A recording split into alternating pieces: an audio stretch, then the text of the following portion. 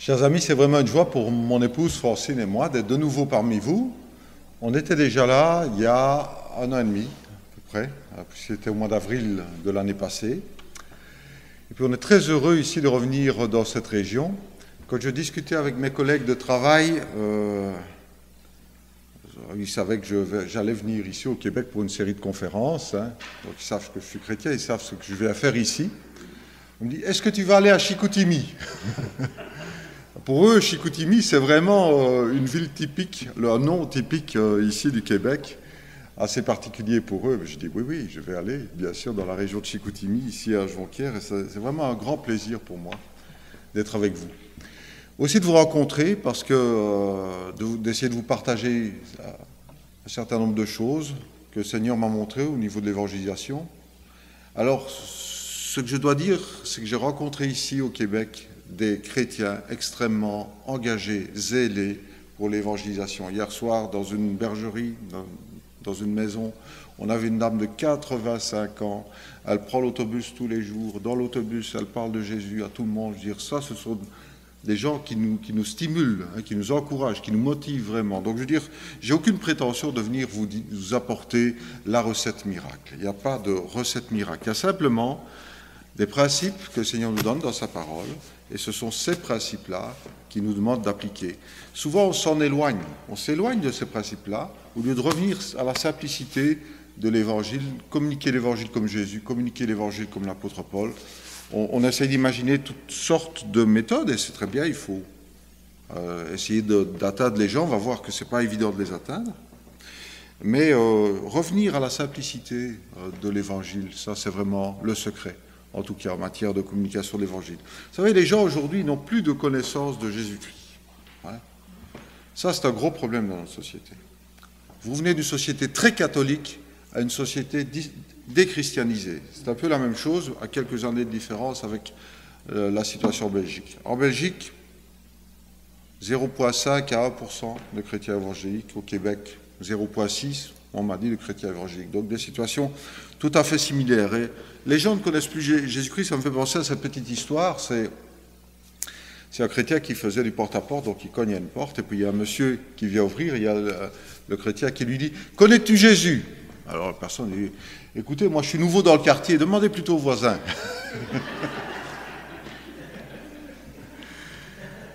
Ben, c'est à peu près ça. Les gens ont même les notions de base de Jésus-Christ. Et donc la difficulté pour nous, c'est, dans un monde qui passe par des bouleversements, un monde qui change, comment communiquer l'évangile qui ne change pas? On a un évangile qui reste le même, c'est toujours la même, bonne nouvelle, mais le monde autour de nous change. Alors comment est-ce qu'on peut, aujourd'hui dans notre monde qui change tellement, communiquer l'évangile? Pour vous donner une image, comme une petite anecdote, pour expliquer la situation dans laquelle nous vivons aujourd'hui. C'était 2 marins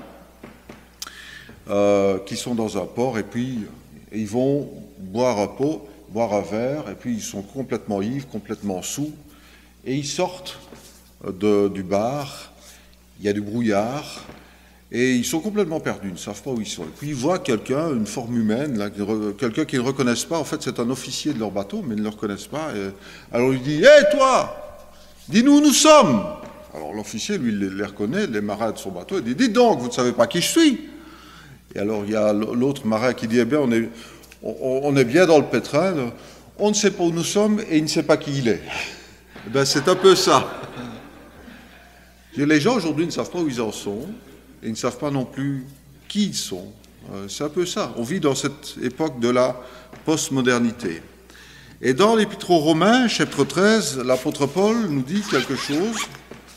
Romains 13, versets 11 à 12. Il dit ceci.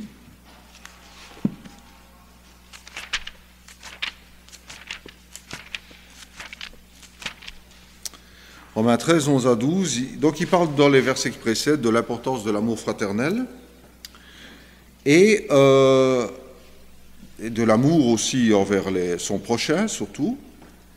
Et puis il dit, c'est d'autant plus important que vous savez dans quel temps nous sommes. Vous savez quel temps nous vivons. C'est l'heure de vous réveiller enfin du sommeil, car maintenant le salut est plus près de nous qu'au moment où nous avons cru. La nuit est bien avancée, Le jour approche, débarrassons-nous donc des œuvres des ténèbres et revêtons les armes de la lumière. Donc au verset 11, qu'est-ce qu'il dit? L'apôtre Paul dit « Vous savez dans quel temps nous sommes ». Mais est-ce que nous le savons vraiment? Est-ce que l'Église le sait vraiment? Est-ce que nous, les chrétiens, je ne parle pas des penseurs chrétiens, des théologiens qui réfléchissent, mais est-ce que dans les églises, les simples chrétiens que nous sommes, est-ce que nous savons exactement dans quel temps nous vivons? On subit aujourd'hui tellement de changements. C'est extraordinaire, le bouleversement que notre monde connaît, mais aussi dans l'Église. On est confronté au manque d'engagement, à des divisions, à des conflits, à des pertes d'influence, à des compromis, etc. Et on ne comprend pas bien ce qui se passe, et surtout on reste un petit peu sans réaction, on continue à fonctionner comme on a toujours fonctionné, on se dit, on a toujours fait comme ça, donc voilà, on va continuer, mais le monde change, les gens s'éloignent de l'Évangile, et nous on reste un petit peu sans comprendre ce qui se passe.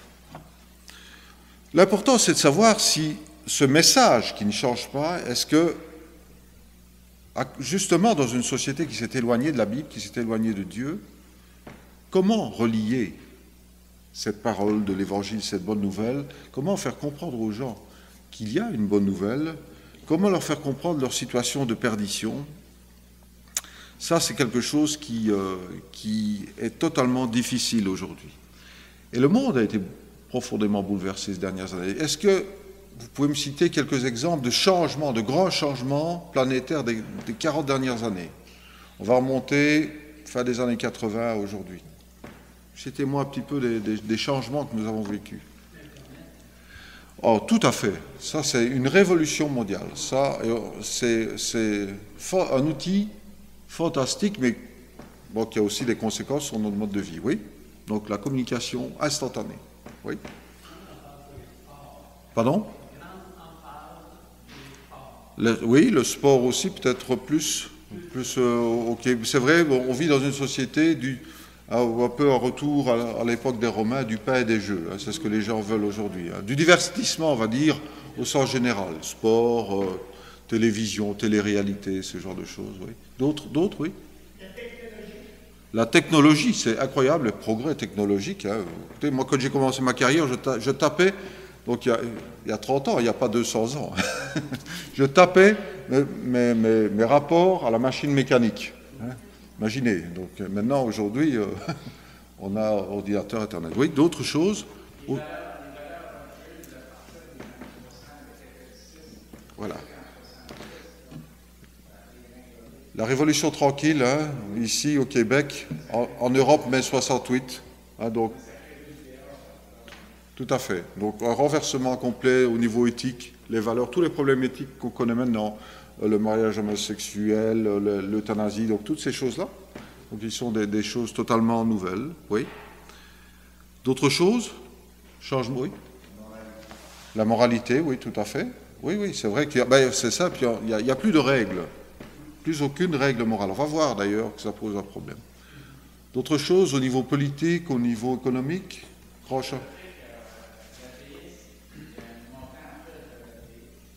Oui, tout à fait. Ah, d'un côté, mais d'un autre côté, dans certains pays, qu'est-ce qu'on voit? Avant, donc, dans les années 80, quel était le problème? Il y avait l'Est et l'Ouest. Hein, donc il y avait l'Union soviétique et l'Occident. Hein, donc l'Europe, les États-Unis, le Canada, deux blocs. Maintenant, ça a basculé, c'est nord-sud, l'Europe, le sud. Le sud avec l'islam, qui est devenu l'ennemi de l'Occident. Donc il y a tout ça aussi, ça amène un changement complet de... Autre chose, oui? Il y a comme aussi le phénomène de la laïcité, où tout ce qui est religieux, on met à l'extérieur des personnes. Exact. À l'intérieur des églises, des familles, ça fait tout partie de la vie de tous les jours. La mondialisation aussi. Tout à fait, tout à fait. Oui, mondialisation aussi. Oui, c'est vraiment deux choses. Mondialisation et, comment dirais-je, privatisation de la religion. Oui. La séparation de la religion et des institutions gouvernementales. Oui, tout à fait aussi. Oui. En Belgique, par exemple, je viens à vous, en Belgique, on est en train de décider d'arrêter de donner des cours de religion pour donner des cours philosophiques sur la religion. Donc nous, on donnait des cours de religion pendant tous les écoles primaires et secondaires, oui. Ah, tout à fait. Voilà aussi un point important. Et c'est sans doute le plus important. Je veux dire, la famille, un changement complet au niveau des familles. Hein. Divorce, famille recomposée, famille monoparentale, solitude. Hein, les mères qui élèvent seuls leurs enfants dans les grandes villes, 50% des familles sont monoparentales. Donc vraiment un vrai problème. Donc voilà un peu le contexte dans lequel on vit. Et il semble que l'Église a un peu de la peine à avoir une lecture spirituelle de ces événements. Pourtant, que dit l'apôtre? Il dit, vous savez en quel temps nous sommes. Donc il nous invite vraiment, écoutez, réfléchissez un petit peu à quel temps nous sommes. Jésus aussi nous invite à être attentifs aux signes des temps. Hein. Et dans 2 Timothée 3, versets 1 à 5, vous le lirez chez vous, mais il y a cet état moral de l'être humain aujourd'hui qui est vraiment... qui nous donne en fait une grille de lecture de cet état spirituel et moral de l'être humain. Et donc l'apôtre Paul nous dit, regardez l'actualité, regardez un petit peu ce que je vous décris, et regardez si les choses correspondent. On abordera ces sujets lors de nos conférences d'évangélisation vendredi, samedi et dimanche. Mais donc ce qu'on a dit, c'est que ce qu'il y a de nouveau, c'est que le monde ne connaît plus l'évangile, et le monde ne comprend plus l'évangile. Si vous parlez de l'évangile à quelqu'un, dites-vous bien que la personne ne vous comprendra pas. Vous allez avoir tendance à utiliser un vocabulaire que vous connaissez, que la personne ne comprendra absolument pas. Hein, non. Je regardais un jeu télévisé pour des étudiants, vous savez, un jeu avec des quiz. Hein, donc on donne des questions à choix multiples, ils sont par équipe, les premiers qui répondent, etc. On a posé cette question à 3 jeunes. Sur quelle montagne Jésus-Christ est-il mort? On a donné 3 choix. On a donné le mont Sinaï, le mont des Oliviers et le mont Golgotha. Il y en a 2 qui ont répondu le mont Sinaï et le 3e le mont des Oliviers. Personne n'a été capable de donner la réponse au mont Golgotha. S'il y a bien quelque chose de simple, de basique, c'est ça. Moi, je regardais ça, je l'ai vu, hein, j'écoutais, je dis, c'est pas possible. Ben oui, c'est comme ça. Mais est-ce que nous comprenons encore aussi l'Évangile? Moi, ce que je constate, dans les églises, je suis content qu'il y ait des jeunes ici. Et je peux vraiment vous encourager à faire du temps dans la parole de Dieu, du temps avec le Seigneur, une priorité de chaque journée de votre vie. Parce que ce qu'on constate, c'est qu'il y a de moins en moins de temps passé dans la parole, et de moins en moins de connaissances bibliques. Comment est-ce que vous voulez qu'on communique quelque chose qu'on ne connaît pas soi-même, quoi? Vous ne pourrez jamais donner aux autres quelque chose que vous n'avez pas reçu vous-même. Vous ne pourrez jamais amener les autres plus loin que vous n'êtes arrivé vous-même. John Stott a parfaitement défini le rôle du chrétien qui veut communiquer l'Évangile. Il dit ceci, il écrit ça. Le monde d'aujourd'hui résonne de cris de colère, de frustration, de souffrance. Trop souvent, hélas, nous nous bouchons les oreilles à ces clameurs angoissées. Il y a d'abord la souffrance de ceux qui n'ont jamais entendu prononcer le nom de Jésus, même dans nos sociétés, ou qui, s'ils en ont entendu parler, ne sont pas encore venus à lui et souffrent atrocement du fait de leur aliénation et de leurs conditions perdues. Devant de telles personnes, nous avons pris l'habitude évangélique de nous précipiter avec l'évangile en main, de monter sur une chaire de fortune, de délivrer un message passe-partout qui ne tient pas compte de leur situation culturelle et qui répond encore moins à leurs vrais besoins. Il en résulte plus souvent que nous voulons l'admettre, que nous les éloignons encore davantage et que nous augmentons leur sentiment d'aliénation parce que notre présentation du Christ manque de tact et de sensibilité, qu'elle est maladroite et même inadéquate. Proverbe 18,13 nous dit « Qui répond avant d'avoir écouté, manifeste sa sottise et se couvre de confusion. » La meilleure chose à faire, écrit-il, c'est d'écouter avant de parler, de chercher à entrer dans l'univers de pensée et des émotions de l'autre, de lutter pour comprendre quelles peuvent être ses objections à l'Évangile et de partager ensuite avec lui la bonne nouvelle de Jésus-Christ d'une manière qui réponde à ses besoins. L'évangélisation authentique repose sur, et c'est ça que je voudrais bien que vous reteniez, l'évangélisation authentique repose sur une double écoute. En effet, le témoin chrétien se trouve pris entre la parole et le monde, avec l'obligation d'écouter les deux. Il écoute la parole pour découvrir toujours davantage les richesses du Christ. Il écoute le monde pour découvrir quelles sont les richesses du Christ qui font le plus défaut et pour savoir comment les présenter sous le meilleur éclairage.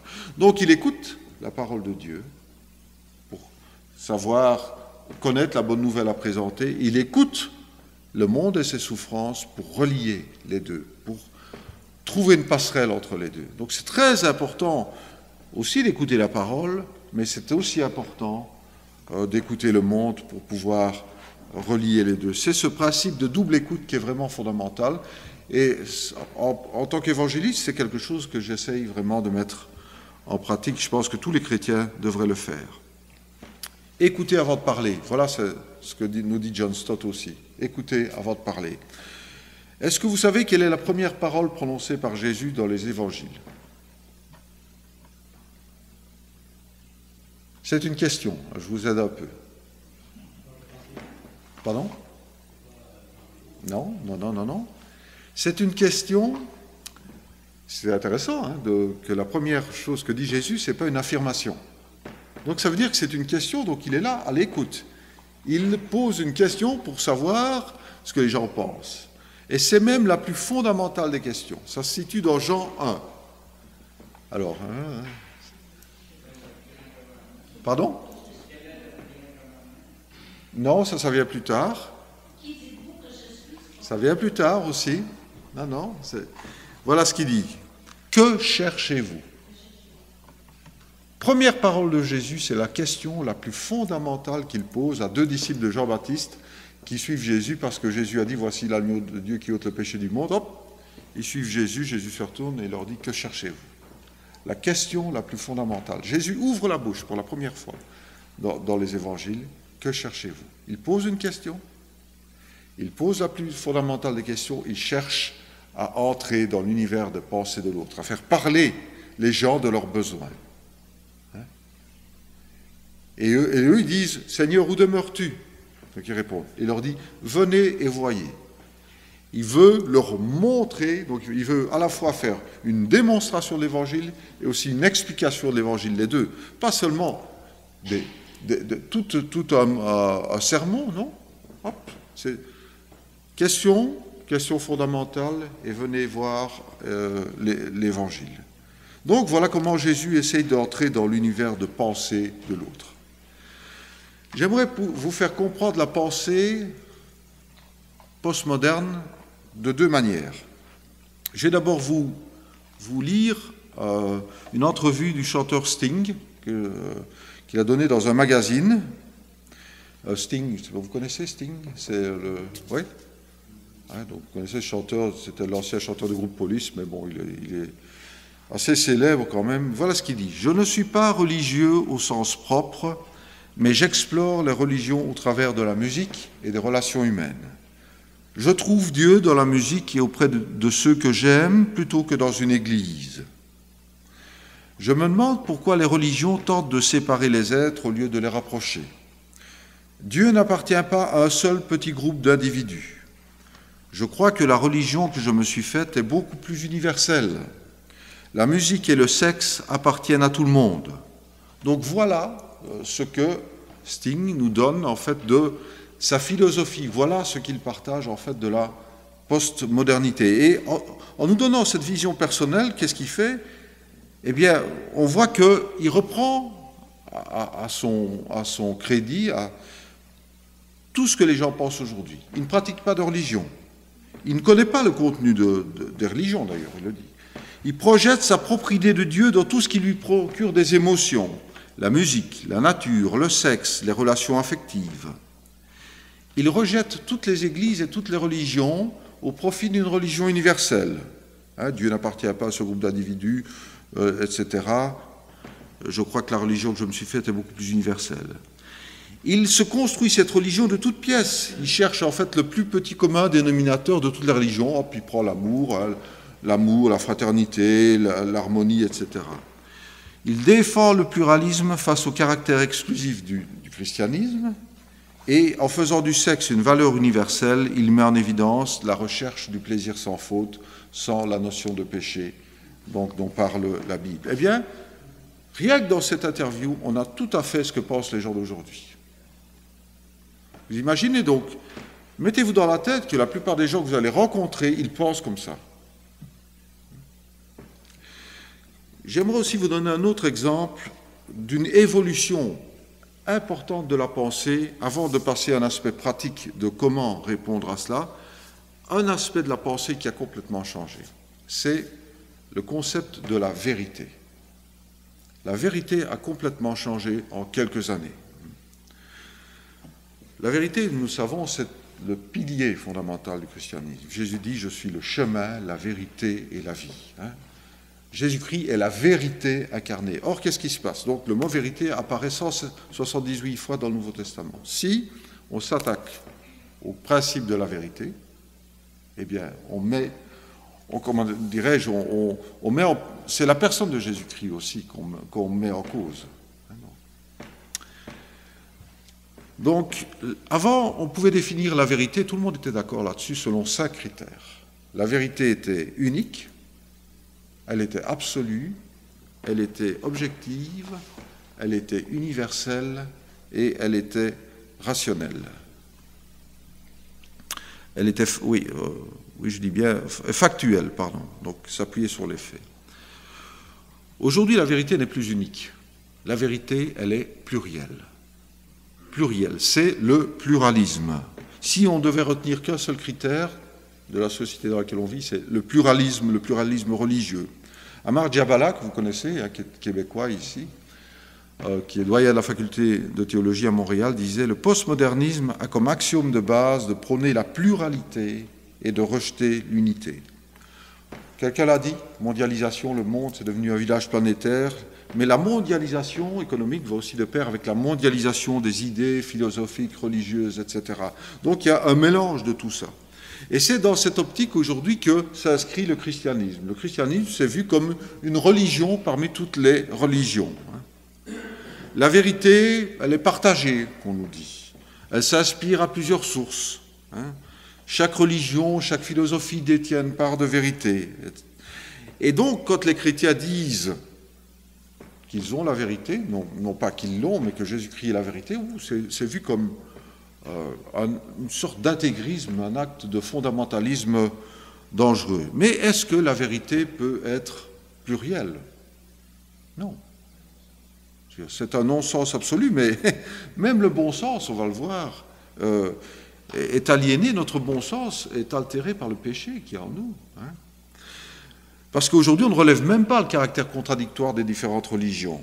Donc, pour le chrétien, c'est nécessaire d'affirmer le caractère unique de Jésus-Christ comme sauveur. Il n'y a de salut en aucun autre, a dit l'apôtre Pierre. Il n'y a sous le ciel aucun autre nom qui ait été donné parmi les hommes par lequel nous puissions être sauvés. C'est très important d'affirmer cela. Il n'y a qu'un seul, donc acte 4, 12, il n'y a qu'un seul médiateur entre Dieu et les hommes, Jésus-Christ. 1 Timothée 2, 4 à 6. C'est lui qui est capable de nous conduire à Dieu, c'est lui qui est le chemin, la vérité et la vie. Donc la vérité n'est plus unique, elle est plurielle. La vérité n'est plus absolue, elle est relative aujourd'hui. Relative par rapport à quoi? Essentiellement relative par rapport à moi.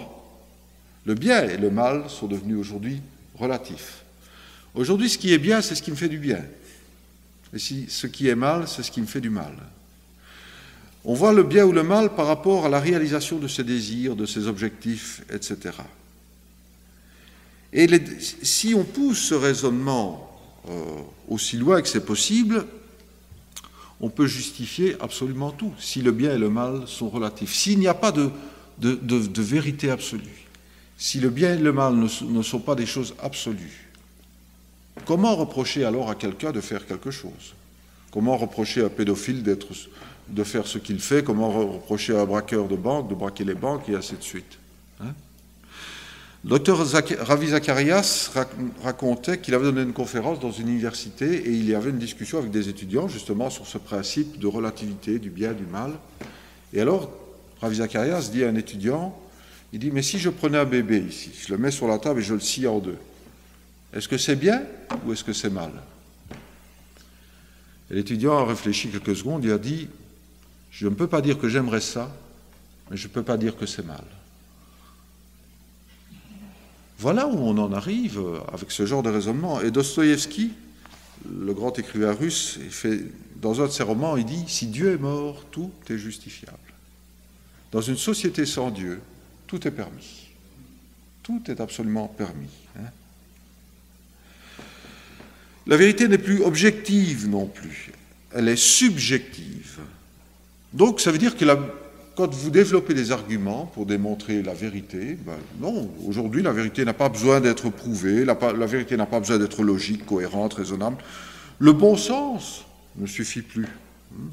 C'est bizarre parce que pour la science, on applique une rigueur scientifique, hein, mais quand il s'agit de religion, de philosophie et de morale, là, je veux dire, on n'applique plus la même rigueur. Hein. Et même si vous mettez en évidence les aspects contradictoires de certaines croyances, ça n'en convainc plus. Pourtant, c'est l'apôtre Paul qui dit que les hommes sont sous l'emprise du diable et qu'ils ont perdu leur bon sens, 2 Timothée 2, 25, 26. Et dans le même passage, il dit, c'est Dieu qui donne la repentance pour arriver à la connaissance de la vérité. Donc, je veux dire, les gens ont perdu leur bon sens, il n'y a que s'ils confient leur vie à Jésus-Christ, qu'ils passent par la repentance, qu'ils vont retrouver, revenus à leur bon sens, ils se dégageront alors des pièges du diable qui s'est emparé d'eux pour les soumettre à sa volonté, dit l'apôtre Paul. La vérité a cessé d'être universelle, elle est devenue personnelle.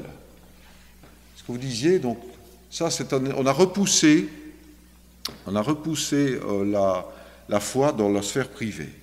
Mais les gens nous disent aussi, je crois à ma manière. Toi, tu crois, c'est ce que tu crois, mais moi, je crois à ma manière. Donc, c'est devenu une affaire personnelle. C'est pour ça que le prosélytisme, l'évangélisation, est très mal vu. Un autre aspect, justement, de ce caractère personnel de la vérité, c'est que chacun va se construire sa croyance personnelle. Aujourd'hui, les gens ne suivent pas telle ou telle religion, ils se construisent vraiment une religion en kit. Donc, ils vont vraiment... C'est comme si on allait chercher des différentes pièces dans un magasin, on se construit sa propre religion. C'est une forme sophistiquée d'idolâtrie, rien moins que ça. Et enfin, la vérité n'est plus factuelle, donc elle n'est plus basée sur les faits, elle est aujourd'hui émotionnelle. Ce qui est important, c'est pas que ce soit vrai, c'est pas que Jésus-Christ soit mort et ressuscité, c'est ce que je ressens, ça me fait du bien. Ça me fait du bien, donc c'est bien. Voilà l'élément essentiel, quoi, hein. Les sensations plus que les faits. Donc voilà un petit peu le contexte dans lequel on vit. Je voulais attirer quand même votre attention là-dessus avant de venir à ce que Jésus nous apporte comme principe justement pour essayer d'entrer en relation avec les gens dans notre monde d'aujourd'hui. J'aimerais pour la suite, plus pratique, examiner en fait une des méthodes de communication de l'Évangile dont nous parle la Bible. À mon sens, il y a 4 méthodes génériques de communication de l'Évangile. Elles se complètent, elles sont toutes importantes et elles sont toutes nécessaires pour la vie de l'Église. Il y a d'abord les relations personnelles. Deuxièmement, il y a la prédication de l'Évangile. Il a plu à Dieu de sauver les croyants par la folie de la prédication. La foi vient de ce qu'on entend, etc. Troisièmement, le rayonnement de l'Église. L'Église en tant que telle, et on l'oublie parfois, a une vocation d'évangélisation qu'elle n'utilise pas assez. À ceci, tous connaîtront que vous êtes mes disciples si vous avez de l'amour les uns pour les autres. Ça veut dire, si vous avez de l'amour les uns pour les autres, c'est une forme d'évangélisation, puisque tous connaîtront que vous êtes mes disciples. Vous voyez ? Et nous, on vit l'amour fraternel souvent sans se préoccuper de ce que vivre ensemble cet amour fraternel a un impact très fort sur les gens du dehors. Donc ça, c'est la troisième forme. Et la quatrième forme, c'est le prolongement de tout ça, c'est la multiplication pour former des disciples. Donc il y a ces 4 choses-là. Et j'aimerais qu'on aborde plutôt le plan des relations personnelles, parce que ça concerne tout le monde. La prédication, ça ne concerne pas tout le monde, ça concerne les évangélistes, prédicateurs, il y a d'autres formes d'évangélistes que des prédicateurs, mais les relations personnelles, ça concerne tout le monde. Et j'aimerais le faire. Dans les évangiles, il y a de nombreux passages qui nous parlent d'entretien personnel avec Jésus. Et j'ai choisi un entretien personnel parce qu'il nous montre vraiment un entretien avec une dame qui est assez proche de nous. On se rappelle d'ailleurs que les premières paroles qu'on attribue à Jésus, il n'est pas venu dans une synagogue pour prêcher, c'était un contact personnel, que cherchez-vous, avec 2 personnes. Donc on va relire cette histoire que vous connaissez bien dans l'évangile de Jean, chapitre 4, les versets 4 à 30 et 39 à 42, et c'est la rencontre de Jésus avec la femme samaritaine. Je Je voulais dire aussi qu'après, on va avoir un temps de questions, réponses, et ce serait bien d'avoir un moment où on puisse échanger. Donc, quand on aura terminé ici l'exposé, on aura un moment où on va pouvoir partager des choses, si vous le souhaitez. Donc, Jean 4, versets 4 à 30 tout d'abord. Je lis dans la version second 21, ne vous étonnez pas s'il y a une petite différence avec votre version. Verset 4. Comme Jésus devait traverser la Samarie, il arriva dans une ville de Samarie appelée Sychar, près du champ que Jacob avait donné à son fils Joseph. Là se trouvait le puits de Jacob. Jésus, fatigué du voyage, était assis au bord du puits. C'était environ midi. Une femme de Samarie vint puiser de l'eau. Jésus lui dit, « Donne-moi à boire. » En effet, ses disciples étaient allés à la ville pour acheter de quoi manger. La femme samaritaine lui dit, « Comment, toi qui es juif, tu me demandes à boire, à moi qui suis une femme samaritaine ?» Les Juifs, en effet, n'ont pas de relation avec les Samaritains. Jésus lui répondit, « Si tu savais quel est le cadeau de Dieu, et qui est celui qui te dit « Donne-moi à boire », tu lui aurais toi-même demandé à boire, et il t'aurait donné de l'eau vive. » Seigneur, lui dit la femme, « Tu n'as rien pour puiser, et le puits est profond. D'où aurais-tu donc cette eau vive ? Es-tu, toi, plus grand que notre ancêtre Jacob, qui nous a donné ce puits, qui a bu de son eau, lui-même, ses fils et ses troupeaux ?» Jésus lui répondit, « Toute personne qui boit de cette eau-ci aura encore soif. En revanche, celui qui boira de l'eau que je lui donnerai n'aura plus jamais soif, et l'eau que je lui donnerai deviendra en lui une source d'eau qui jaillira jusque dans la vie éternelle. » La femme lui dit, « Seigneur, donne-moi cette eau afin que je n'aie plus soif et que je n'aie plus à venir puiser ici. » « Va appeler ton mari, lui dit Jésus, et reviens ici. » La femme répondit, « Je n'ai pas de mari. » Jésus lui dit, « Tu as bien fait de dire, je n'ai pas de mari, car tu as eu 5 maris, et l'homme que tu as maintenant n'est pas ton mari. En cela, tu as dit la vérité. » Seigneur, lui dit la femme, « Je vois que tu es un prophète. Nos ancêtres ont adoré sur cette montagne, et vous dites, vous, que l'endroit où il faut adorer est à Jérusalem. » Femme, lui dit Jésus, « Crois-moi, l'heure vient où ce ne sera ni sur cette montagne, ni à Jérusalem que vous adorerez le Père. Vous adorez ce que vous ne connaissez pas. Nous adorons ce que nous connaissons, car le salut vient des Juifs. Mais l'heure vient, et elle est déjà là, où les vrais adorateurs adoreront le Père en esprit et en vérité. En effet, ce sont là les adorateurs que recherche le Père. Dieu est esprit, et il faut que ceux qui l'adorent en esprit et en vérité. » La femme lui dit, « Je sais que le Messie doit venir, celui qu'on appelle Christ. Quand il sera venu, il nous annoncera tout. » Jésus lui dit, « Je le suis, moi qui te parle. » Là-dessus arrivèrent ses disciples, ils étaient étonnés de ce qu'il parlait avec une femme. Toutefois, aucun ne dit, « Que lui demandes-tu » ou « Pourquoi parles-tu avec elle ?» Alors la femme laissa sa cruche, s'en alla dans la ville et dit aux habitants, « Venez voir un homme qui m'a dit tout ce que j'ai fait, ne serait-il pas le Messie ?» Ils sortirent de la ville et vinrent vers lui. Et puis on reprend la lecture, versets 39 jusqu'à 42. Beaucoup de Samaritains de cette ville crurent à Jésus à cause des paroles de la femme qui rendait ce témoignage. « Il m'a dit tout ce que j'ai fait. » Ainsi donc, quand ils vinrent le trouver, les Samaritains le prièrent de rester avec eux. Il resta là 2 jours. Un bien plus grand nombre crurent à cause des paroles de Jésus et disaient à la femme, « Ce n'est plus seulement à cause de ce que tu as dit que nous croyons, car nous l'avons entendu nous-mêmes et nous savons qu'il est vraiment le Messie, le Sauveur du monde. » Jusque-là, la lecture de la parole de Dieu, que le Seigneur bénisse la lecture de sa parole pour notre édification. Pourquoi donc avoir choisi cet entretien-ci entre Jésus et cette femme très particulière? Pourquoi, par exemple, ne pas avoir choisi l'entretien de Jésus avec Nicodème? Il y a quand même des passages très intéressants pour nous parler. Tout simplement parce que cette femme ressemble assez fort à ce que nous risquons de rencontrer aujourd'hui dans la société. Nicodème, lui, c'est le genre de personne qu'on ne risque plus très fort de rencontrer. Nicodème, c'est un homme religieux, c'est un homme qui a de solides bases bibliques, c'est un homme qui cherche Dieu, il est en recherche. Il vient même trouver Jésus d'initiative. Combien de gens comme ça est-ce que vous rencontrez dans vos contacts? Des gens qui viennent vous supplier de leur faire connaître Jésus? Pratiquement aucun, n'est-ce pas? C'est tout à fait l'exception. Par contre, des gens comme la Samaritaine, il est facile d'en trouver. Et notre défi, justement, c'est d'aller vers eux. Et nous voyons qu'ici, c'est Jésus qui ouvre le dialogue. En quoi est-ce que cette femme symbolise l'époque dans laquelle nous vivons?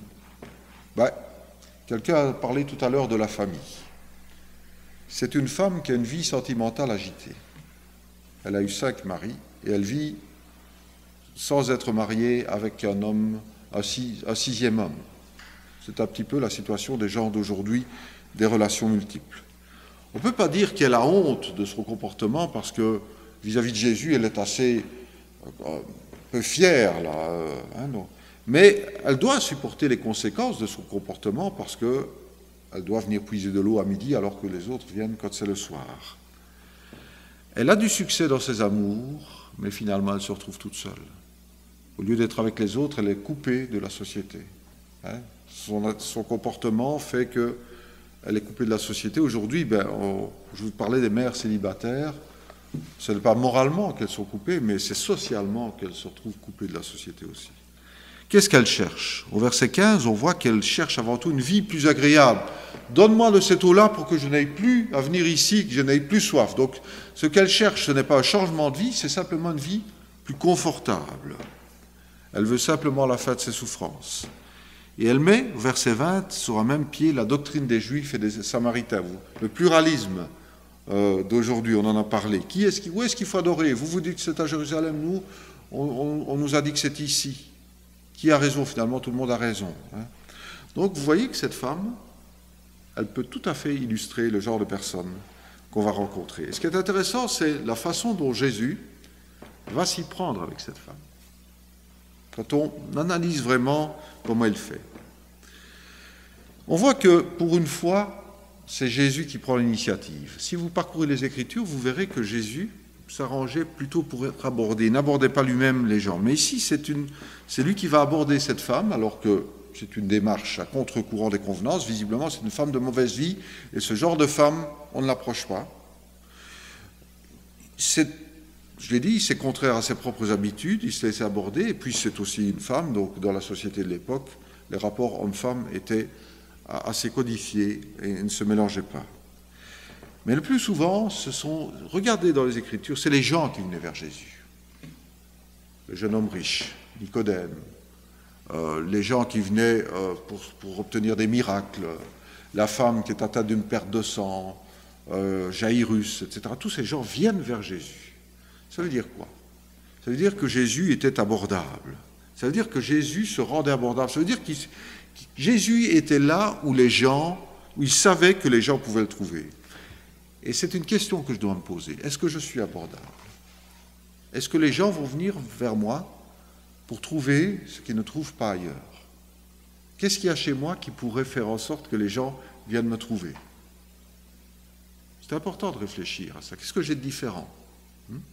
Jésus était différent.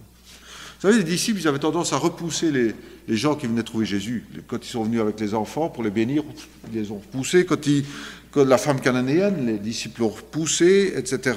Ou bien lors de la multiplication des pains, renvoie la foule. Non, dit Jésus. Ça, c'était l'attitude des disciples. Jésus, lui, n'a jamais renvoyé les gens avant d'avoir répondu à leurs besoins. Je ne mettrai pas dehors celui qui vient à moi. Donc il y a cette attitude d'accueil de Jésus, quoi. Donc il doit être aussi la nôtre. Aujourd'hui, dans la postmodernité, c'est difficile d'aller vers les gens avec l'évangile. C'est difficile parce que, on l'a dit tout à l'heure, l'évangélisation c'est mal vu, prosélytisme, critiqué, etc. Alors, si on comprend mal ce texte, on pourrait dire, je vais attendre que les gens viennent me trouver. Jésus, il a attendu, il était là, au puits, il a attendu. Non, c'était pas ça, Jésus n'a pas attendu, Jésus est allé au puits, à cet endroit précis, parce qu'il savait bien que cette femme allait venir à ce moment-là. Il a d'ailleurs envoyé ses disciples pour être seul avec elle. Donc il a créé les conditions que la femme vienne vers lui. Qu'est-ce que je peux faire, moi, dans ma vie de tous les jours, dans mon travail, avec mes voisins? Créer les conditions pour que les gens viennent vers moi. Robert Coleman a écrit « Une règle de base en évangélisation, c'est d'être présent au moment où les personnes sont prêtes à recevoir de l'aide. » Comme Jésus. Ça, c'est vraiment important. Et voilà pourquoi Jésus est là, près du puits, à midi, parce qu'il sait qu'il a un rendez-vous avec cette femme. Il va se rendre disponible à ce moment-là. Mais aujourd'hui, on est obligé d'aller plus loin, parce qu'on n'aime pas, vous savez, les gens sont méfiants aujourd'hui. Ils n'aiment pas que, dès que vous approchez de quelqu'un pour l'aider, etc., ou qu'est-ce qu'il me veut, celui-là, celle-là, les gens prennent leur distance. Alors il y a une autre approche, c'est celle de Jésus. Jésus ne propose pas son aide, Jésus demande de l'aide. Il dit, donne-moi à boire, la Samaritaine. C'est Jésus qui se met en situation où il a besoin de l'autre. Ou sinon, si vous allez vers les gens et que vous essayez de les aider, parfois de façon un peu forcée, vous allez les mettre dans une situation de dépendance. Les gens n'aiment pas de dépendre de vous, les gens n'aiment pas de vous devoir quelque chose. Les gens préfèrent que vous leur deviez quelque chose. Francine et moi, on est allé voir une pièce de théâtre il y a quelques années, c'est une pièce française, ça s'appelle Le voyage de Monsieur Perrichon. Donc l'histoire, c'est simple, c'est un Monsieur Perrichon a une fille, et il y a 2 prétendants pour cette jeune fille, et ils vont faire un voyage dans la montagne, et chacun des 2 essaye de gagner le cœur de la belle. Le premier jour, lors de la première excursion dans la montagne, il y a Monsieur Perrichon qui tombe dans le ravin, et il y a un des 2 prétendants qui va sauver Monsieur Perrichon, hop. Et M. Perrichon est tellement content d'avoir été sauvé, et il dit, ah, voilà ce garçon, comme il est courageux, etc., je serais heureux qu'il soit mon gendre, mon beau-fils, et lui, il croit, évidemment, le jeune homme croit que c'est gagné, c'est pour lui, la jeune fille, etc. Mais le lendemain, qu'est-ce qui se passe? Le deuxième jeune homme, lui, il s'arrange pour tomber dans le ravin, et il fait en sorte que ce soit M. Perrichon qui le sorte du ravin. Et qu'est-ce qui se passe? M. Perrichon est un héros. C'est lui qui est valorisé, c'est pas lui qui doit quelque chose, c'est à lui, donc il est mis en valeur. Et finalement, c'est ce jeune homme-là qui va emporter la jeune fille. C'est un peu la même chose de dire, la parole de Dieu, le Seigneur nous dit qu'il faut être rusé. Et je pense que c'est bon, rusé, pas mal intentionné, mais il faut être aussi être prêt à demander l'aide des non-chrétiens. Nous, on a tellement envie d'aider les chrétiens que on ne réfléchit pas que c'est peut-être plus intéressant d'aller demander de l'aide à son voisin. Excusez-moi, vous n'auriez pas un outil à me prêter, etc. Ou bien, j'ai besoin de ceci, vous ne pourriez pas m'aider. Ça crée une relation où la personne n'est pas en dépendance. Mais est-ce qu'on fait assez confiance aux incroyants pour demander leur aide? Ça aussi, c'est une question à se poser. Jésus le fait. Jésus le fait. Il demande de l'aide à cette femme infréquentable. Hein? Deuxièmement, donc ça c'est la première des choses, être là au bon moment, premier point. Être là au bon moment. Deuxième point, déplacer le niveau superficiel des relations vers le niveau spirituel. Comment est-ce que Jésus va amener cette femme au cœur de ce qui est vraiment important? C'est ça qui est difficile dans nos relations. Les gens ne se livrent pas, ils portent des masques, c'est difficile d'aller à l'intérieur. Aujourd'hui, les gens camouflent un petit peu leur désespoir sous des couches épaisses d'humour. Au Québec, on aime bien l'humour. Donc, beaucoup d'humoristes, beaucoup d'émissions humoristiques. Ça nous montre un peu le rôle thérapeutique de l'humour aujourd'hui dans une société qui est quand même assez désespérée. Mais Jésus, comment s'y prend-il, lui? Tout d'abord, il rebondit sur la question posée par la Samaritaine. Comment? Il me demande à boire, à moi, qui suis une femme samaritaine. Et il amène, si tu connaissais le don de Dieu et si tu connaissais celui qui te parle. Donc elle reste au niveau matériel, au niveau pratique, et lui, hop, tout doucement, il glisse de la conversation, si tu connaissais le don de Dieu et qui est celui qui te parle. C'est la même chose avec Nicodème, là aussi il y a des parallèles. Jésus dit à Nicodème, alors que Nicodème le flatte, je sais que tu es un docteur venu de Dieu, etc. Si un homme ne naît de nouveau, il ne peut voir le royaume de Dieu. Mais qu'est-ce qu'il raconte? Qu'est-ce qu'il raconte? Et c'est justement ce que Jésus essaye de provoquer, de susciter la curiosité. Je ne sais pas si vous avez remarqué, mais Jésus, il fait exactement ce qu'on ne nous enseignerait jamais de faire dans des cours sur le témoignage. Il parle un langage que les gens ne comprennent pas, il parle des paraboles que les gens ne comprennent pas. Mais en fait, pourquoi? C'est qu'il suscite la curiosité. Si tu connaissais le don de Dieu, qui est celui qui te parle, tu lui aurais toi-même demandé à boire, il t'aurait donné de l'eau vive. Il veut aller à l'essentiel. Il ne veut pas se laisser piéger par les banalités, etc. Il veut amener la personne à se poser les vraies questions.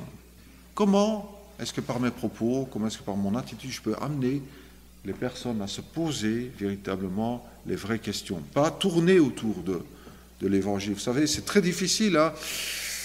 On a peur de dire la parole qui fâche. Comment est-ce que je peux amener la personne à sortir de cette prison spirituelle qu'elle a, à laisser tomber le masque? Et on voit que la femme, elle est complètement désarçonnée par la réponse de Jésus.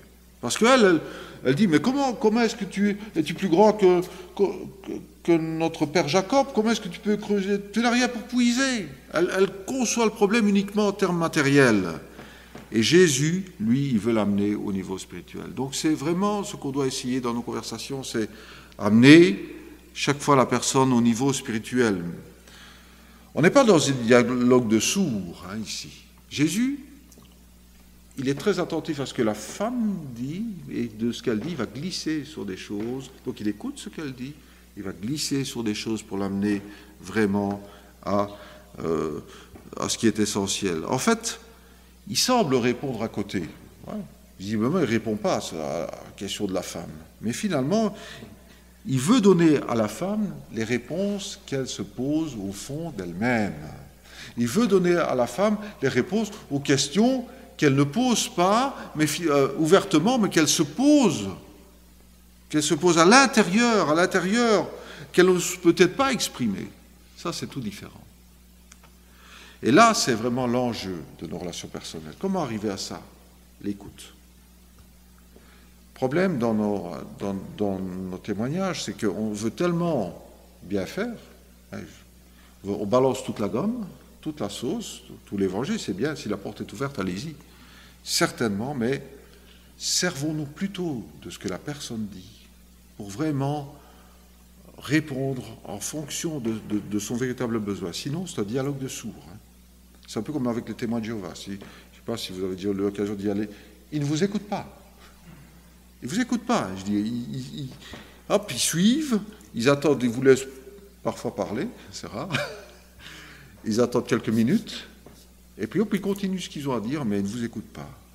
Eh bien, Jésus va progresser petit à petit avec Nicodème et avec la femme samaritaine vers un point central, on va voir lequel, qui est toujours une synthèse de l'Évangile. Jésus va amener Nicodème à Jean 3,16. Il va amener la femme samaritaine à Jean 4,14. Celui qui boira de l'eau que je lui donnerai n'aura jamais soif, et l'eau que je lui donnerai deviendra en lui une source d'eau qui jaillira jusque dans la vie éternelle. Troisième point, partager une synthèse de l'Évangile. On devrait avoir pour objectif de laisser au moins une synthèse de l'Évangile. Pas d'expliquer forcément tout l'Évangile, mais vers cette synthèse de l'Évangile. Pas la même pour tout le monde. Chacun de nous est une personne différente. Les gens en face de vous sont des personnes différentes. Ne pensez pas, bon, c'est vrai qu'il faut connaître des versets par cœur, mais ne vous tracassez pas sur ce que vous allez dire. Écoutez ce que la personne vous dit, vous allez voir, ça va aller tout seul. Saint-Esprit va vous donner le temps, en écoutant la personne, de répondre. Mais amenez-les vers cette synthèse de l'Évangile qui va se construire en partant de ce que la personne livre d'elle-même. On sait qu'aujourd'hui, les occasions de témoigner sont rares, sont courtes, et que notre communication doit être la plus précise possible. Alors, est-ce qu'on doit partager tout l'Évangile? Je discutais tout à l'heure avec Gilles, il y a une personne qui était tellement ouverte qu'il a parlé pendant 2h30. C'est formidable, mais ce n'est pas tout le monde comme ça. Alors, ce qu'il faut faire quand les gens ne sont pas trop ouverts, présenter un sujet, un thème, une vérité. Faire comme Jésus. Hein? Et pas essayer de rajouter, justifier, etc. Oswald Chambers écrit « Laissez les gens faire de cette vérité ce qui leur chante. N'essayez jamais de la justifier. » Jésus ne s'expliquait pas. Nous voulons toujours nous justifier, c'est ainsi que nous créons des difficultés. Nous devons faire nôtre la prière de saint Augustin, « Ô Seigneur, délivre-moi du désir constant de me justifier. » Donc, n'essayons pas, de justifier la parole de Dieu. C'est pas ça. Nous disons la vérité, comme Jésus disait les vérités, et les gens les reçoivent ou ne les reçoivent pas, mais c'est leur responsabilité. Quatrièmement, ce que Jésus faisait dans une société qui est de plus en plus axée sur l'image, tout à l'heure on parlait d'Internet, cette révolution, c'est d'utiliser une parole imagée. Jésus faisait ça. Jésus parlait en parabole. Eh bien, notre parole aussi doit être accompagnée de paraboles, de choses vécues, de témoignages, d'illustrations, qui permettent de mieux saisir les vérités de l'Évangile. Aujourd'hui, si on veut faire vivre la parole de Dieu aujourd'hui, il faut la présenter sous forme imagée. Elle doit vivre dans l'esprit. C'est pour ça que Jésus n'utilisait pas un discours théologique, il n'utilisait pas des images religieuses, il utilisait des illustrations de la vie de tous les jours. Ces paraboles sont très simples à comprendre. Un semeur sorti pour semer, tout le monde comprend ça. À l'époque, c'était le quotidien des gens. On doit aussi faire cet effort dans notre société aujourd'hui qui est déchristianisée, puisqu'on n'a plus la base biblique sur laquelle s'appuyer, on doit retrouver les paraboles. Robert Coleman écrit « Les choses les plus simples de la vie quotidienne peuvent devenir des leçons spirituelles rendant la vérité théologique plus facile à comprendre. Le pêcheur d'âme qui est sage essayera d'incorporer des expériences de la vie de tous les jours dans sa présentation de l'Évangile. » Quand je vois ce que les gens regardent à la télévision, c'est télé-réalité, des shows un peu psychologiques, des gens qui viennent raconter leur histoire, qui mettent leur cœur devant la caméra, etc. Les gens raffolent des histoires vécues. Nous avons une histoire extraordinaire à raconter. L'histoire extraordinaire de Jésus-Christ qui a changé la vie de Mark Van der Weer, comme il a changé la vôtre. Voilà cette histoire extraordinaire qu'on a à raconter. Et puis Jésus était aussi un communicateur hors du commun. Jésus parlait par slogan. Oui, une chose que je voudrais dire par rapport à nos témoignages, on a tendance à argumenter, laissez tomber l'argumentation. Les gens pourront toujours contester votre argumentation par d'autres arguments. On va arriver à ce qu'on disait tout à l'heure, tu crois ça, moi je crois à ma manière, etc. Et ce sera égalité. Par contre, personne ne pourra contester les changements qui sont intervenus dans votre vie. Autrefois, j'étais ténèbres, maintenant je suis lumière. Il s'est passé ça. Voilà ce qui s'est passé dans ma vie quand j'ai rencontré Jésus-Christ. Voilà ce que Jésus-Christ a fait dans ma vie. Ça, c'est incontestable. Mais Jésus-Christ, donc, était ce communicateur hors du commun. Il parlait vraiment par slogan. En fait, Jésus, il a vraiment inventé le slogan, il a inventé vraiment le marketing. Toujours des choses courtes. Je suis le chemin, la vérité et la vie, on l'a dit tout à l'heure. Je suis la porte, je suis le bon berger, je suis le pain de vie, etc. Par de courtes phrases, il énonçait des concepts extrêmement profonds. On doit aussi essayer d'éviter blablabla, blablabla, blablabla, etc. De saouler les gens de mots. Ils ne sont pas capables de comprendre ça. Donc, je veux dire, d'utiliser de courtes images, de courtes phrases qui vont permettre aux gens de comprendre. Stuart Olyott écrit « Le Seigneur Jésus utilise des mots ordinaires, une abondance de phrases courtes. » On va dire, mais oui, mais les gens ne comprendront pas si je ne leur explique pas tout. Est-ce que Jésus expliquait tout? Sincèrement, la femme, on voit bien qu'elle n'a pas l'air de comprendre. C'est un petit peu...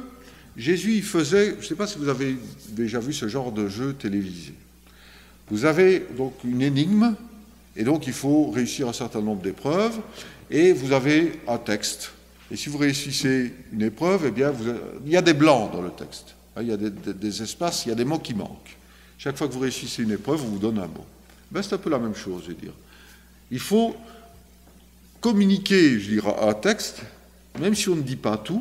Il faut laisser les gens, en fait, combler les blancs, quoi. Donc le cinquième point, c'est de laisser la personne faire sa part du chemin. Si vous voulez les amener, les tirer vous-même de l'Évangile, jamais la personne, je veux dire, elle repartira aussitôt. Il faut qu'elle fasse ça volontairement. Et Jésus-Christ, en fait, il amenait souvent ses interlocuteurs à découvrir les vérités spirituelles. Il ne les disait pas. Dans Luc 10, versets 25 à 28, on lit « Voici qu'un docteur de la loi se leva et lui dit, pour le mettre à l'épreuve, « Maître, que dois-je faire pour hériter la vie éternelle ?» Jésus lui dit, « Qu'est-il écrit dans la loi? Qui lis-tu » Il répondit, « Tu aimeras le Seigneur ton Dieu de tout ton cœur, de toute ton âme, de toute ta force et de toute ta pensée, et ton prochain comme toi-même. » Tu as bien répondu, lui dit Jésus. « Fais cela et tu vivras. » Qui est-ce qui a donné la réponse? Est-ce que c'est Jésus? Non. Jésus a retourné la question. En fait, il a fait... Jésus sait bien, nous le savons aussi, toute vérité que la personne va exprimer sera beaucoup mieux acceptée par elle.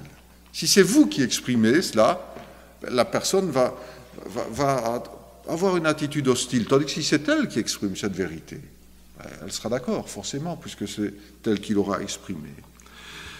L'apôtre Paul, dans sa lettre aux Romains, il parlait à la manière des hommes. Il a dit, je vous parle à la manière des hommes, mais il dit aussi, je parle à des gens qui connaissent la loi. Ça veut dire qu'il savait aussi utiliser ce que les gens connaissaient de la loi de Dieu, donc utiliser le peu de connaissances peut-être qu'ils avaient pour construire dessus, comme Jésus, dire, qu'est-il écrit dans la loi, qui lis-tu? Et la personne donne elle-même la réponse. Donc elle connaissait la réponse à sa question. Et si vous discutez avec les gens, beaucoup de gens, vous les amenez à répondre eux-mêmes, ils répondront ainsi à leurs questions. Et si on écoute ce que la personne nous dit, encore une fois, on va découvrir ce qu'elle connaît de la vérité et on va pouvoir lui permettre d'exprimer cela. Parce qu'il y a un sixième point qui est de prendre conscience du chemin à parcourir. Vous savez, quand vous témoignez de l'Évangile, ça prend du temps. Les personnes ne comprennent pas ces vérités qui aujourd'hui vous paraissent évidentes, mais si vous vous rappelez quelques années avant que vous ne soyez convertis, si vous ne venez pas d'un milieu chrétien, quand vous étiez enfant, tout ce qu'il vous a fallu comprendre avant d'accepter Jésus-Christ comme votre Sauveur et Seigneur. On doit au moins passer par 3 étapes. Recevoir l'Évangile, connaître l'Évangile, le comprendre et croire l'Évangile, troisièmement. Eh bien, Jésus exprime ces 3 étapes dans sa prière sacerdotale dans Jean 17. Il dit, ils ont reçu les paroles que tu m'as données, ils ont connu que je suis sorti de toi, et ils ont cru que tu m'as envoyé. Eh bien, c'est exactement la même chose avec la femme samaritaine. Il suscite la curiosité et il l'incite à l'écouter. Donc, à recevoir ce qu'il dit, première chose. Et puis, il va utiliser une progression imagée, la source, l'eau vive, etc. Il va lui expliquer l'Évangile pour qu'elle le comprenne. Il va expliquer le rôle que lui, Jésus, qui est le Messie, je le suis, moi, qui te parle. C'était à ça qu'il voulait arriver. Et puis, enfin, une fois qu'il se révèle comme le Messie, il invite cette femme à croire en lui. Et on voit que cette femme n'a pas tout à fait terminé son processus de conversion quand elle quitte le Seigneur Jésus, mais elle a fait un pas important, elle dépose sa cruche et elle s'en va vers la ville et elle va dire « Venez voir un homme qui m'a dit tout ce que j'ai fait. Ne serait-ce pas le Christ ?» Là, elle est au bord de la conversion. Elle a compris l'essentiel. Elle est suffisamment éclairée pour faire cet acte de volonté, cette décision sans laquelle aucune repentance n'est possible. Septièmement, ça nous permet de souligner que le processus de décision est différent d'un individu à l'autre. Et ça, il faut qu'on le sache. Chaque personne est différente, chaque personne a besoin d'une présentation de l'Évangile différente, mais aussi chaque personne, bien sûr, doit arriver à la croix, mais elle ne va pas y arriver de la même façon. Le processus de conversion est différent d'une personne à l'autre. Il doit y avoir la foi, il doit y avoir la repentance, mais ça reste une expérience personnelle. Et Jésus nous montre qu'il n'est pas toujours nécessaire de surajouter des mots ou bien de faire entrer absolument les gens dans un processus de décision préétabli, que nous on pense que la personne doit absolument réciter une prière rituelle, donc avec autant de points pour devenir, naître de nouveau, se convertir. Quand la femme pécheresse est venue répandre ses larmes aux pieds de Jésus, avec du parfum sur ses pieds, elle les essuie avec ses cheveux. Jésus lui dit 3 choses, 3 courtes phrases, encore une fois. 1, donc c'est dans Luc 7, tes péchés sont pardonnés. Deuxièmement, ta foi t'a sauvé. Troisièmement, va en paix. C'est tout. C'est tout. Donc, je veux dire, là, elle était née de nouveau. Et nous, on estime que s'ils n'ont pas dit des mots indispensables, des mots presque magiques, la conversion n'est pas vraiment authentique. Et on veut essayer, en fait, de faire entrer les gens dans notre schéma personnel de conversion. Et on risque de rétrécir l'entrée du royaume de Dieu. Le reproche que Jésus faisait aux pharisiens. Enfin, dernier point, qui transcende tout l'entretien de Jésus avec cette femme, c'est la douceur. La douceur. C'est extraordinaire la façon dont Jésus s'y prend avec cette femme. Cette femme qui n'était pas habituée à autant de douceur, qui était complètement marginalisée, mise à l'écart de la société à cause de son péché, etc. S'il y a bien un trait du caractère chrétien, du fruit de l'esprit qui est indispensable, c'est la douceur. Que votre douceur soit connue de tous les hommes, Philippiens 4,5. J'étais vraiment impressionné de voir le nombre de passages en relation avec la communication de l'Évangile qui parlent de la douceur. Ce n'est pas seulement l'Évangile qu'on doit faire connaître, c'est ce que l'Évangile a fait de nous. Prenez des gens qui ont été des grands serviteurs de Dieu. Moïse, Pierre, Paul. Regardez ce qu'ils étaient avant leur conversion. Moïse a tué un homme. C'était un homme violent. Saul de Tarse mettait les chrétiens en prison, il approuvait le meurtre d'Étienne, il respirait la menace et le meurtre. C'était un homme violent. L'apôtre Pierre, coup d'épée dans le jardin du Gethsémane, etc. Tout le temps, des réactions violentes. Moïse est devenu un homme fort doux, plus patient qu'aucun homme qui soit sur la terre. Pierre, qu'est-ce qu'il nous dit? De sanctifier dans nos cœurs Christ le Seigneur de façon à être toujours prêt à nous défendre avec douceur et respect devant quiconque nous demande raison de l'espérance qui est en nous. Et Saul de Tarse, qui, comme je le disais, respirait la menace et le meurtre, une fois qu'il est devenu l'apôtre Paul, il dit aux Thessaloniciens, nous avons été pleins de douceur au milieu de vous. À Timothée, il dit qu'il doit redresser avec douceur les adversaires dans l'espérance que Dieu leur donnera la repentance pour arriver à la connaissance de la vérité. Donc on est bien dans un contexte d'évangélisation.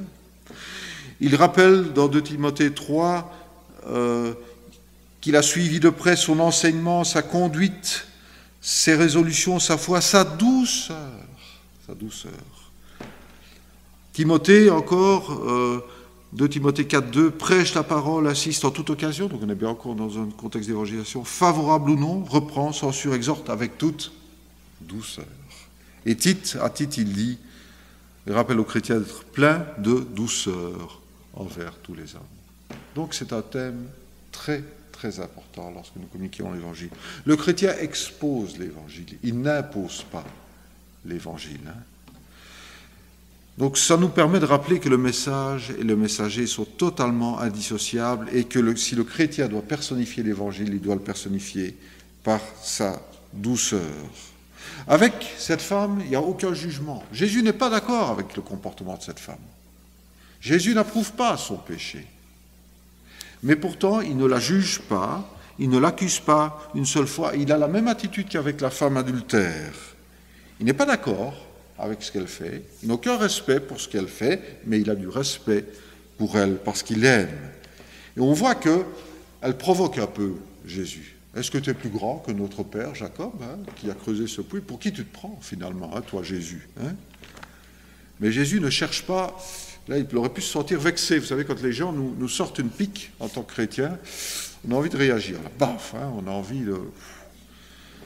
envie de moucher, comme on dit chez nous, rabattre son caquet, comme on dit, c'est une expression. On cherche souvent, parfois, à gagner le match. Vous savez, c'est le dernier argument qui aura raison. Pas Jésus. Pas du tout. Pas avec cette femme. L'important n'est pas d'avoir raison. D'ailleurs, dans la postmodernité, tout le monde a raison. Dans le pluralisme, on a tous raison. Donc, je veux dire, on n'a pas besoin d'essayer d'avoir raison. Non. L'important, c'est de démontrer l'amour du Christ. C'est ça qui est important. C'est quand même incroyable que Jésus lui a dit tout ce qu'elle a fait sans une seule fois l'accuser. Venez voir un homme qui m'a dit tout ce que j'ai fait. Pas une seule fois, Jésus lui a dit, non, tu étais marié 5 fois, maintenant tu vis avec un homme qui n'est pas ton mari. Il lui a pas dit, c'est grave ce que tu fais, n'est-ce pas? Et non, il lui a dit non, voilà. Il a mis sa situation pour que la femme voie dans quelle situation elle était devant le Christ. Hein. Donc nous ne trompons pas d'ennemis. Nos ennemis ne sont pas la chair et le sang, on n'a pas à combattre contre la chair et le sang, mais contre des ennemis spirituels. Et la violence, même la violence verbale chez les chrétiens, n'a aucune justification. Si on doit être ferme sur la vérité de l'Écriture, la façon dont on défend la vérité doit démontrer que l'amour fait partie de cette vérité. Vous savez, un chrétien est celui qui professe la vérité dans l'amour. Donc il ne faut pas faire de la vérité un prétexte pour ne pas aimer, ni de l'amour un prétexte pour ne pas être vrai. C'est vrai. On veut voir aujourd'hui, les non-chrétiens veulent voir des hommes et des femmes qui leur disent tout ce qu'ils ont fait, mais qui sont aussi prêts à les accueillir, parce que nous sommes des pécheurs comme eux. Ils veulent, c'est vrai qu'on les amène, qu'on leur montre que leur vie est en désordre, que les choses ne tournent pas rond dans leur vie, qu'il y a du péché, que c'est ça leur problème, mais qu'on est prêt aussi à les accueillir parce que nous sommes des pécheurs graciés. Donc, qu'est-ce qu'on peut conclure de ça? Est-ce que si on applique tous ces principes-là, est-ce que ça va devenir facile? Non, non. Ce ne sera pas facile. Il n'est écrit nulle part dans la Bible que ce sera facile. Il est même écrit que plus on va avancer, plus ce sera difficile. Mais on peut essayer de rendre ça moins difficile encore en rendant les choses plus claires pour les gens. Parce que si on ajoute l'incompréhension, alors que c'est déjà tellement difficile pour les gens de s'approcher, et si par notre attitude, par notre comportement, on rend encore les choses plus obscures, eh bien ça ne va pas faciliter la communication de l'Évangile. Il faut que nous éliminions tout ce qui vient de l'homme, tout ce qui empêche les gens de se trouver face à Jésus-Christ. Et ça, c'est vraiment ce que nous disons. Ce n'est pas ce qu'on dit, ce n'est pas ce qu'on montre que les gens doivent retenir. C'est vraiment qu'ils puissent voir Jésus-Christ au travers de nous. Donc, ça veut dire aussi qu'il faut avoir cette même attitude d'écoute, d'accueil, de dialogue, d'intérêt, de respect de cette personne et de l'amener tout doucement, je veux dire, à cette présentation simple et claire de l'Évangile. Il faut éliminer les obstacles entre le cœur des incroyants et la parole de Jésus. Et ce qui s'est passé, c'est extraordinaire le résultat qui s'est passé. Ce n'est plus à cause de ce que tu as dit, ont dit les habitants de Sychar, que nous croyons, car nous l'avons entendu nous-mêmes, nous savons que c'est vraiment lui, le Sauveur du monde. Donc une femme a témoigné, elle a amené les gens vers Jésus, ils ont rencontré Jésus, ils l'ont rencontré comme le Sauveur du monde. C'est vrai qu'on se dit, face aux besoins d'aujourd'hui, ce que je peux faire, moi, c'est tellement peu de choses. C'est vrai, c'est peu de choses. Même tous ensemble, ce qu'on peut faire, c'est peu de choses. Mais ça peut faire une énorme différence. Le témoignage avec une seule femme a changé toute une ville. Toute la ville s'est convertie. Une seule personne, ça peut faire la différence. Que le Seigneur nous aide. Prions quelques minutes. Seigneur notre Dieu, nous, devant l'immensité de la tâche, devant la difficulté, l'évolution de notre monde qui rejette Jésus-Christ aujourd'hui, nous nous sentons bien impuissants, bien incapables. Nous avons vraiment besoin de ton aide. Nous avons besoin, Seigneur, de nous approcher de toi, de voir comment toi, Seigneur, dans tes relations personnelles, tu manifestais l'intérêt, l'amour, la compassion, la compréhension, le respect, combien tu étais à l'écoute. Seigneur, aide-nous à réaliser ça, aide-nous à vraiment aimer les personnes qui sont en face de nous. Pas seulement, Seigneur, essayer de leur transmettre quelque chose, mais vraiment de comprendre leurs besoins et de voir quelles sont les vérités de l'Évangile qui sont adaptées à leurs besoins. Aide-nous à faire cet effort, chacun dans notre vie personnelle. Aide-nous à le faire ensemble en tant qu'Église. Aide-nous, Seigneur, à nous stimuler les uns les autres, Seigneur, à avoir cette même attitude que Jésus a eue envers la femme samaritaine et envers toutes les personnes qu'il a rencontrées. Seigneur, nous avons besoin de toi, mais nous savons que nous pouvons compter sur tes ressources. Tu ne nous as pas laissés orphelins, tu nous as donné ton esprit, tu nous as donné ta parole, tu nous as donné les frères et les sœurs pour que nous puissions aller de l'avant, avancer dans la foi, grandir dans la connaissance de Jésus-Christ, grandir aussi, Seigneur, dans notre témoignage. Aussi, Seigneur, c'est avec confiance que nous te demandons de nous aider à être de meilleurs témoins de Jésus-Christ, pour la gloire de ton nom.